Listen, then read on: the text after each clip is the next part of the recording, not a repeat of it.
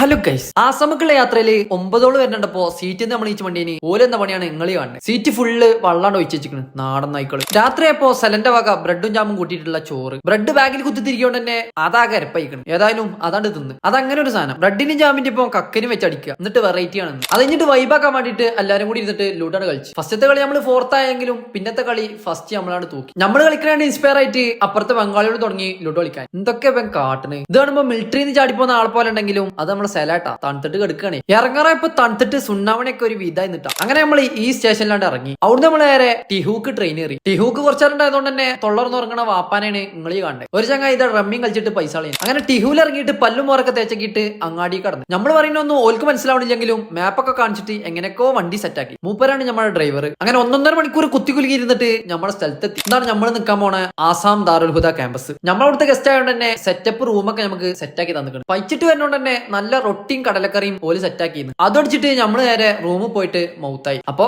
By.